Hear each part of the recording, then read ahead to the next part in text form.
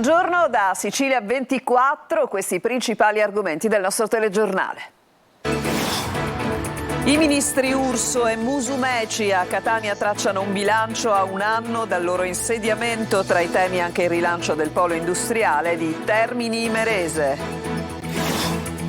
Il ponte sullo stretto che anima il dibattito politico interno al PD, il sì di Cracolici spacca il partito che rimane contrario.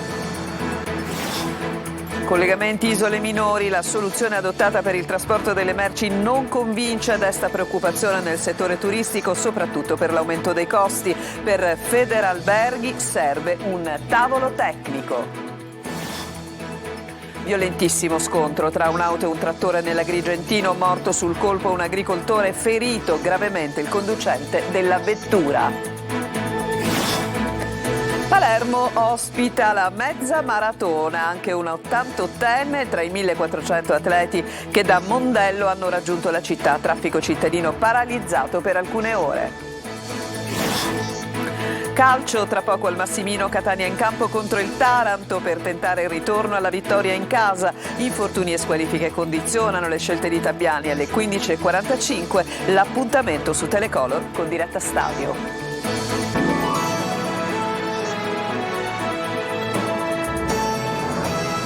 E ancora ben trovati e buona domenica. I due ministri siciliani del governo Meloni tracciano un bilancio della loro attività a un anno dall'insediamento. Li abbiamo incontrati a Catania, è andato per noi Luca Ciliberti. Giorgia Meloni non c'è, ha preferito restare con sua figlia a Ginevra e si è collegata con un videomessaggio alla festa di Fratelli d'Italia, l'Italia vincente, un anno di risultati, nell'anniversario della nascita del governo, organizzata in contemporanea in diverse città d'Italia, Catania tra queste. E proprio sotto l'Etna i due ministri siciliani hanno voluto raccontare i loro 12 mesi dell'esperienza di governo. Il ministro per le imprese e per il Made in Italy, Adolfo Urso, ad esempio, ha ricordato la battaglia per salvare il polo petrolchimico di Priolo e le procedure per il rilancio del polo di Termini Imerese. La procedura è in corso, c'è la possibilità e noi stiamo lavorando affinché vada in porto con la ripresa di un sito produttivo, logistico e portuale, quale può essere Termini Imerese, strategico per la produzione, la logistica e il commercio dei prodotti siciliani. È stato sempre lo stesso Urso a ricordare di aver rispettato l'impegno preso con gli elettori sul reddito di cittadinanza. Un anno in cui abbiamo, e giustamente, come sancito con i nostri elettori, cancellato il reddito di cittadinanza per coloro che sono in condizioni di lavorare. E infatti hanno ripreso a lavorare. E poi il mare e la protezione civile, ministero ricoperto dall'ex presidente della regione Nello Musumeci. Pensate che il mare non è neanche concepito nella Carta Costituzionale. Oggi l'economia blu, quella legata alle filiere che traggono profitto dal mare, concorre per quasi il 50% sulla economia nazionale complessiva. Il Sud cresce utilizzando anche l'economia del mare. Ma è proprio sulla prevenzione e sulla protezione civile che il ministro sta lavorando a fondo. L'Italia ha una efficientissima protezione civile per le emergenze, non ha una politica seria per le prevenzioni. Non serve arrivare soltanto quando il danno è compiuto, occorre lavorare per prevenirlo o comunque per mitigarne gli effetti. Alla convention organizzata a Catania erano presenti anche numerosi parlamentari nazionali e regionali del partito che hanno fatto un punto della situazione. Il tema del ponte sullo stretto anima il dibattito politico all'interno del Partito Democratico. Le parole espresse dall'onorevole Cracolici non sono passate sotto traccia. L'argomento ponte è stato infatti uno dei più discussi alla festa dell'unità del partito a Messina. Francesco Triolo. Non poteva che essere uno dei temi più caldi alla festa dell'unità di Messina. Il ponte sullo stretto anima il dibattito interno al Partito Democratico e il palco in Piazza Duomo diventa il luogo del confronto. Deputati nazionali, sindacati, pro e contro di un'opera che potrebbe cambiare la città, ma sullo sfondo risuonano sempre le parole del deputato Antonello Cracolici. Cracolici ha detto quello che pensa in modo chiaro, ma noi in modo altrettanto chiaro il Partito Democratico ha espresso la sua linea. che è quella della nostra segretaria nazionale, che io più volte ho espresso nei miei interventi in aula, anche in sede di dichiarazione di voto sul no contrario fermo del Partito Democratico al decreto legge sul ponte, e poi a noi piacerebbe parlare anche delle ragioni perché diciamo no al ponte. Motivazioni che Barbagallo riconduce alle perplessità tecniche sulla costruzione del ponte, sulla copertura finanziaria che penalizzerebbe le infrastrutture siciliane, sino agli emolumenti per il consiglio d'amministrazione della società Stretto di Messina.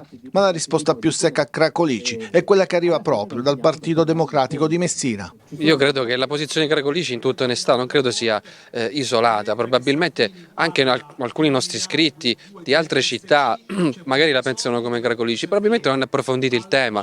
Noi siamo disposti a confrontarci con l'onorevole Cracolici, a fargli vedere gli studi che noi abbiamo fatto, ma sono studi pubblici, noi abbiamo studiato tutte le carte e da lì insomma emerge un dato oggettivo di impraticabilità dell'opera, e poi lo porteremo magari a Messina a farsi un giro a Ganziri, a Torrefaro, e fargli comprendere cosa significa piantare un pilastro di 400 metri, un ponte lungo 3,5 km in un territorio fortemente urbanizzato con grandi pregi naturalistici. Certamente non è una semplice strada, come ha banalmente detto l'onorevole Cracolici. E l'occasione potrebbe essere oggi, visto che Cracolici è annunciato questa sera in conclusione proprio della festa dell'unità di Messina. Sarà il momento del confronto e magari del chiarimento. E si discute ancora sulla soluzione prospettata dalla regione siciliana per i collegamenti marittimi con le isole minori. Federalberghi, Isole Eolie chiede un incontro per tarare tutto alle esigenze locali. Francesco Triolo. La soluzione prospettata dalla Regione Sicilia per risolvere il problema dei collegamenti marittimi con le isole minori è stata accolta in maniera tiepida da residenti ed operatori turistici e commerciali. L'ipotesi prospettata dal presidente Schifani e dall'assessore Aricò è quella di un accorpamento dei servizi per Eolie, Egadi, Pantellerie e Ustica a quelli gestiti dalla convenzione statale per un periodo di almeno 12 mesi. Prima ad intervenire Federalberghi Isole Eolie, che attende di verificare assetti, mezzi e tariffe e chiede un tavolo tecnico per tarare le soluzioni prospettate alle esigenze locali. Potrebbe effettivamente essere una soluzione, però aspettiamo di capire quali corse saranno effettivamente coperte, quali tariffe saranno applicate, per cui auspichiamo che l'assessore regionale Aricò convochi quanto prima un tavolo tecnico nell'ambito del quale entrare nel merito delle singole questioni che rimangono ancora irrisolte o da chiarire. Federalberghi vuole comprendere insomma come saranno coperti i maggiori costi, così da far rientrare gli aumenti tariffari sui mezzi scattati dallo scorso giugno e capire anche quali saranno le agevolazioni per i pendolari, che secondo l'associazione andrebbero estese anche ad altre categorie di utenza per evitare disparità di trattamento. Alla cronaca adesso si chiamava Calogero Ciotta, 59 anni, di Campobello di Licata, l'agricoltore che all'alba ha perso la vita a causa dell'incidente stradale fra il trattore che stava guidando e una Fiat Punto sulla strada statale 123 in territorio di Campobello di Licata, in provincia di Agrigento. Il tamponamento è stato violentissimo ed entrambi i mezzi si sono ribaltati. Il conducente del trattore, che trainava un carrello, è stato sbalzato ed è morto sul colpo. L'automobilista di 66 anni, anche lui di Campobello di Licata, è rimasto gravemente ferito ed è stato trasferito in eliambulanza all'ospedale Sant'Elia di Caltanissetta. E adesso a Palermo, movida e controlli interforze nel centro storico della città, in particolare nella borgata Marinara di Sferracavallo. Decine le persone identificate. Tonino De Mana. Vendita di alcol ai minori, assenza di licenze, sversamento illecito di oli esausti, cattivo stato di conservazione di alimenti. È un'operazione interforze ad ampia scala quella effettuata a Palermo, che ha avuto come principale obiettivo la sicurezza nei luoghi della movida. Gli agenti di polizia, carabinieri, finanzieri, polizia municipale sono stati impegnati in decine di controlli in via Macheta e dintorni, nelle piazze Sant'Anna e Caracciolo e nella borgata Marinara di Sferracavallo. Sono state identificate 64 persone, di cui 18 con precedenti. Nella zona dei Candelai è stato denunciato il titolare di un pub per somministrazione di alcolici a minorenni con sanzioni per un valore complessivo di 4.000 euro. La Guardia di Finanza, nella zona di via Macheda, ha invece proceduto al controllo di 4 attività commerciali dove sono state identificate 6 persone. Nella zona della Vucciria, Carabinieri e Polizia Municipale hanno effettuato verifiche su un pub, nel corso delle quali sono emerse gravi violazioni igienico-sanitarie. Il locale è stato sequestrato. Nella borgata marinara di Sferracavallo, la polizia infine ha effettuato controlli nei confronti di automobilisti anche attraverso l'utilizzo di alcol test ed etilometro. Sono state identificate 22 persone e controllati 9 veicoli. Di Palermo ieri sera in via Costante Girardengo contro l'abitazione di Gaetano Giampino, 79 anni, che si trova agli arresti domiciliari. Alcuni colpi sparati contro l'abitazione sono finiti contro il muro dell'edificio, altri invece sono entrati in casa dalle finestre. Le indagini sono condotte dalla squadra mobile, anche la scientifica intervenuta per eseguire i rilievi. Restiamo ancora a Palermo perché 2 uomini si sono picchiati a sangue davanti al palazzo di giustizia della città, con i passanti che cercavano di calmarli senza però riuscire. La rissa è scoppiata per futili motivi ieri sera a 2 passi dall'uscita laterale che si trova in piazza Vittorio Emanuele Orlando. Un video è stato realizzato da chi era incolonnato con la propria autovettura ed è stato poi subito postato sui social. Poco dopo la scazzottata si vedono i 2 che si allontanano. Adesso ci fermiamo, c'è una pausa, torniamo tra poco.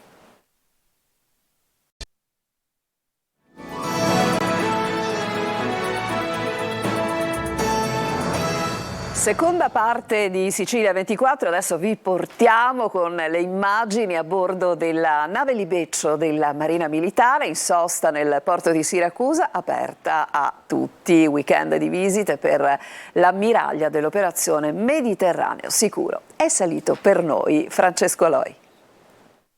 Oggi giornata di visite, ne approfittate? Certo, ci mancherebbe, anche perché sono stato un ex allievo della Marina Militare, quindi ho portato i miei figli a visitare un po' la nave della Marina. Sei curiosa di scoprire questa nave? Sì, molto. Cosa ti aspetti di trovare? Tante cose nuove. Una sosta logistica nel porto di Siracusa che diventa occasione per aprirla a tutti. Così questo fine settimana è stato possibile salire a bordo della nave Libeccio della Marina Militare. Per lei questa sosta ha un significato particolare, perché? Questa sosta ha un significato particolare perché ho assunto il comando alla fine di agosto e da comandante di una fregata è la prima volta che vengo a Siracusa, che è la città dove sono nato tanti anni fa. La fregata, lunga 123 metri, naviga nei nostri mari garantendo sicurezza. Più di 200 i membri dell'equipaggio impegnati nell'operazione Mediterraneo Sicuro. Presenza, sorveglianza, vigilanza marittima e prontezza di intervento sono gli obiettivi. Noi siamo partiti da La Spezia il 13 di ottobre con a bordo l'ammiraglio che ha il comando tattico dell'operazione Mediterraneo Sicuro e il suo staff, composto circa da 20 persone, dalla quale gestisce sostanzialmente a livello tattico tutti gli assetti che sono assegnati all'operazione. È una nave che ha i suoi anni, ma è una nave che ha fatto la storia della Marina, scorrendo tutte le operazioni e le attività a cui ha partecipato si ripercorre la storia degli ultimi quasi 40 anni del paese. Questa è l'ammiraglia della flotta impegnata nell'operazione, che comprende fino a 6 unità navali della Marina, sommergibili e aeromobili inclusi. Da qui si conduce la navigazione, si conducono le macchine, quindi si danno gli ordini per impostare le velocità e le rotte dal timone. La base della Libeccio è in Liguria, nel porto di La Spezia. Adesso ci spostiamo a Palermo, che ha ospitato la mezza maratona. In corsa 1400 atleti che da Mondello hanno raggiunto la città. Sentiamo.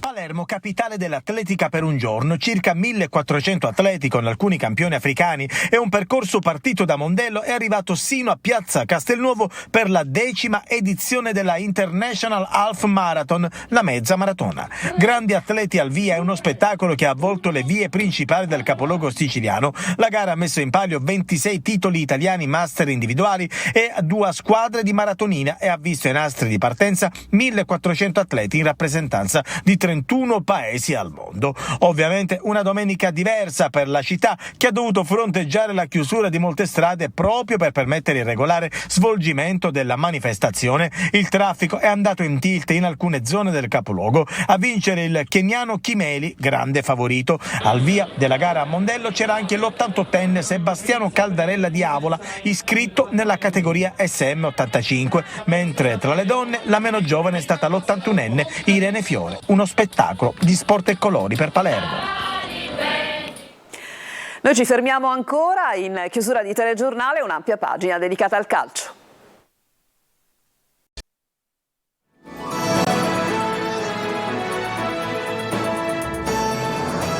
E c'è il calcio con il match verità per il Catania, che oggi alle 16:15 riceve il Taranto in una sfida dal sapore particolare. Mister Tabbiani è alle prese con infortuni e squalifiche, in attacco tridente classico con Bocic che si candida per una maglia da titolare. Sentiamo Tonino De Mana. È la partita della verità e non ammette altri risultati se non la vittoria. Contro il Taranto, calcio d'inizio alle 16:15, il Catania e Tabbiani si giocano una fetta di credibilità e di futuro. I 3 punti sono d'obbligo per risalire la china in classifica, abbandonare la zona play-out e cancellare 2 partite che tra Latina e Juve Stabia hanno portato in dote soltanto un punto. Serve la svolta ed oggi contro i pugliesi servirà il miglior Catania per svoltare e riaccendere l'entusiasmo di una tifoseria che ha sempre risposto presente. E lo farà anche oggi al Massimino in un match dal sapore particolare che rievoca vecchi incroci come la doppia sfida di 21 anni fa che valse la promozione in Serie B degli Etnei. Ma non c'è tempo per i ricordi, il presente dice che il Catania tra le mura amiche non vince dal 17 settembre scorso 2-0 al Picerno. Tabbiani, che si gioca molto se non tutto, è alle prese con infortuni e squalifiche. In compenso rientra Bocic che si candida per una maglia da titolare nel tridente d'attacco insieme al recuperato Di Carmine. Si rivedono Chiarella e Rapisarda, ma probabilmente sono destinati alla panchina o magari potrebbero ritagliarsi uno spezzone a gara in corso. In difesa out anche Quaglini. A centrocampo Rizzo sembra aver vinto il ballottaggio con Ladinetti, a completare la mediana Zanellato e Zammarini. Scelte che in un modo o nell'altro dovranno tenere conto anche di incontri ravvicinati, visto che il Catania sarà impegnato mercoledì contro il Monterosi e la domenica successiva contro l'Avellino. Catania-Taranto sarà come sempre seguita da Telecolor con diretta stadio. Si parte mezz'ora prima dell'inizio del match con il pre-gara e le formazioni, poi gli interventi dal Massimino e i commenti da studio fino alle interviste post-gara. Più di 3 ore per vivere insieme la partita dei rossazzurri. Appuntamento su Telecolor alle 15:45. Restiamo alla Serie C con il punto di Picerno. Il Messina ha centrato il terzo risultato utile consecutivo.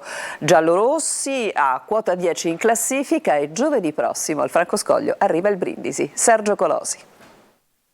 C'è tanto Giacomo Modica nel pareggio di Picerno. L'allenatore ha indovinato tutte le mosse, dalla scelta del modulo il 4-2-3-1 a specchio dei rossoblù a quella degli uomini con l'esordio dei giovani Salvo e Darini e l'arretramento di Cavallo. Il Messina cresce, ha un'identità e ben si adatta alle assenze. Lo spirito di squadra e una buona condizione fisica riducono le distanze dagli avversari più strutturati, come è successo anche in Lucania, dove gli errori clamorosi sotto porta di Ragusa e Plescia, rispettivamente al tramonto del primo e del secondo tempo, avrebbero potuto cambiare la storia della gara. Il solito Fumagalli è rimediato alle conclusioni di Allegretti e Sant'Arcangelo. Molto contestato il rigore concesso al Messina e trasformato dall'ex Michele Mausso, criticato per i recenti 6 mesi a Picerno. Non sono il tipo di ragazzo che cerca queste cose, magari sono stato anche un po' bersagliato, ma ci sta. Sono contento per aver realizzato il rigore, che era importantissimo per noi, a prescindere sono un ragazzo tranquillo e voglio aiutare la squadra e i miei compagni a fare bene quest'annata, perché Messina è una città, una piazza che merita altri palcoscenici. Murano, 9 reti in altrettante giornate, ha messo alle spalle di Fumagalli l'unico pallone giocabile in area giallorossa, ma il Messina non è mai uscito dalla partita. Abbiamo fatto, secondo me, una grandissima prestazione, condita anche da ottime giocate, ottima qualità. Magari ci è mancato quel pizzico in più a noi non perché sono di parte, ma meritavamo la vittoria. Giovedì prossimo turno infrasettimanale al Franco Scoglio contro il Brindisi con inizio alle 18:30. Vigilia di match per il Palermo che domani sera al Barbera affronterà lo Spezia rosanero al gran completo. Marco Cullà. La sosta ha permesso di recuperare Francesco Di Mariano e Nicola Valente che erano ai box già da settimane. Il Palermo dopo più di 14 giorni è pronto per tornare in campo e lo farà domani al Barbera contro lo Spezia. Infortunati recuperati e attacco al gran completo per consolidare il secondo posto e continuare a inseguire il Parma che è primo. Non una gara semplice, la classifica inganna, lo Spezia retrocesso dalla Serie A è comunque una squadra di qualità. Valente e Di Mariano sono recuperati ma si è fermato Koulibaly per un infortunio. Il tecnico Corini confermerà il collaudato 4-3-3 e ha qualche dubbio in difesa e a centrocampo. In avanti si andrà col tridente titolare, nonostante i recuperi importanti di Valente e Di Mariano. A destra c'è Insigne, al centro Brunori e sulla sinistra Di Francesco. A centrocampo Enigma Gomez, saranno titolari Henderson e Stulaz, in difesa Matteo a destra, Lucioni e Ceccaroni al centro, dubbio invece sulla fascia sinistra. Lund è tornato dagli impegni con la nazionale statunitense e va valutato, così Corini potrebbe schierare Aurelio dal primo minuto. Prevendita che va a gonfie vele domani al Barbera, oltre 25.000 spettatori. E prima di chiudere uno sguardo alle agenzie, c'è un'ultima ora perché un turista di 58 anni, Lucio Daura di Palermo, è annegato sulla spiaggia di Eraclea Minoa Cattolica. Eraclea, siamo in provincia di Agrigento, la tragedia si è verificata accanto al lido Garibaldi nei pressi delle barriere Frangiflutti. L'uomo che si era tuffato in acqua nonostante il mare mosso ha cominciato ad annaspare e a chiedere aiuto. 2 persone hanno cercato di soccorrere il bagnante in difficoltà, ma non c'è stato nulla da fare. E con questa notizia si chiude questa edizione di Sicilia 24. A tutti voi grazie per l'attenzione, vi auguro un buon proseguimento di giornata e una buona domenica e vi ricordo il prossimo appuntamento con il telegiornale alle ore 19.